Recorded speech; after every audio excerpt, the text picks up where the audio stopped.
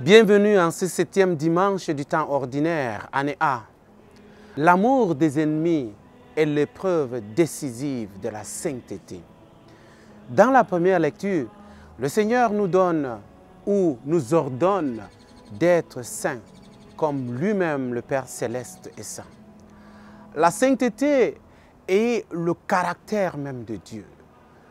Et notre Père Céleste veut que tous ses enfants agissent et ressemble à lui, c'est-à-dire à agir dans la sainteté. Dans de nombreux passages de la Bible, la sainteté est exaltée comme étant la seule clé du royaume des cieux. Sans la sainteté, nous ne pouvons pas aller au ciel, nous ne pouvons pas approcher Dieu.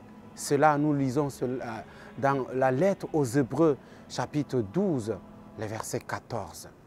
Nous sommes appelés à être une nation sainte, comme la première lettre de Saint Pierre nous le rappelle au chapitre 2, le verset 9. Et le Seigneur revient une dernière fois pour une église sainte, sainte et immaculée, sans tache, ni ride, ni rien de semblable. Comme nous lisons cela dans la lettre de Saint Paul apôtre aux Éphésiens, chapitre 5, le verset 27. Pour être saint, le Seigneur nous exhorte dans le livre de Lévitique à éviter la haine de nos frères et sœurs et à les corriger ouvertement et à éviter de garder rancune. Pour le Lévitique, l'épreuve décisive de la sainteté est que tu dois aimer ton prochain comme toi-même. Jésus montre en outre que l'épreuve décisive de la sainteté ne réside pas seulement dans l'amour du prochain, mais aussi dans l'amour de l'ennemi. La loi de l'amour a son importance dans notre monde actuel, où la loi du talion semble dominer.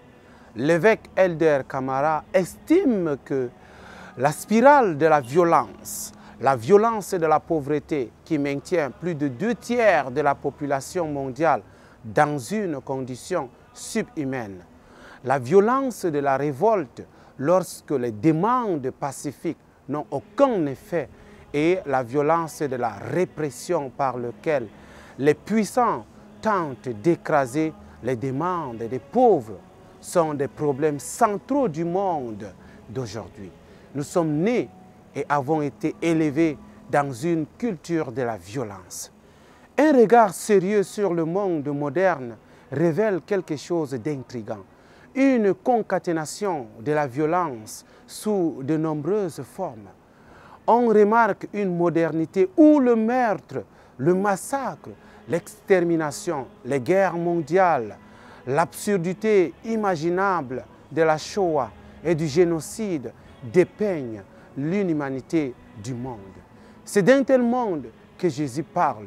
Vous avez appris qu'il a été dit, tu dois aimer ton prochain et haïr ton ennemi. Mais moi, je vous dis ceci, aimez vos ennemis et priez pour ceux qui vous persécutent. C'est ainsi que vous serez les fils de votre Père qui est dans les cieux. Oui, mes chers frères et sœurs, l'épreuve décisive pour être saint et parfait se trouve dans l'amour, non seulement de notre prochain, mais aussi en allant jusqu'à aimer nos ennemis et ceux qui nous persécutent. En nous abstenant d'appliquer le principe œil pour œil, nous devenons des artisans de paix. Jésus nous dit que heureux les artisans de paix, car ils seront appelés enfants de Dieu, comme nous le lisons dans les Béatitudes, dans le livre, dans l'Évangile selon Saint Matthieu, chapitre 5, le verset 9. Le Mahatma Gandhi nous dit que œil pour œil ne rend pas le monde entier, ou bien rend le monde entier aveugles. Le défi d'être saint est aussi le défi d'être des hommes de paix.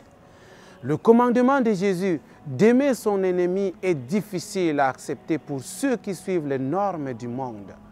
Dans la deuxième lecture, Saint Paul nous avertit de ne pas nous considérer comme sages au sens ordinaire du terme et de noter que la sagesse de ce monde est folie pour Dieu.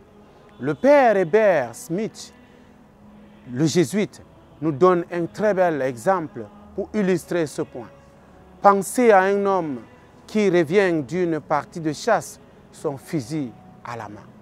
Il voit un homme qui frappe son frère et ressent une impulsion furieuse pour l'abattre.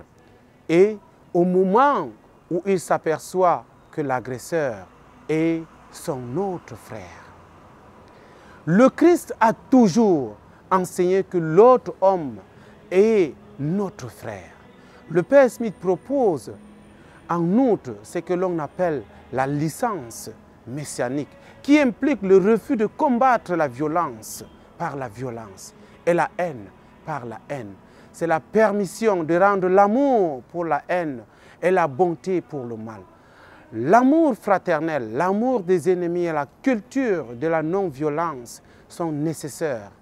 Seuls les éléments peuvent apporter une solution durable.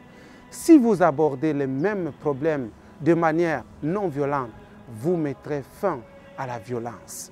Cherchons à atteindre la sainteté en aimant nos ennemis. Non pas seulement nos amis, mais allez au-delà. Aimez vos ennemis afin d'être saints et d'entrer dans le royaume des cieux. Et que Dieu Tout-Puissant vous bénisse, le Père, le Fils et le Saint-Esprit. Amen. Christus.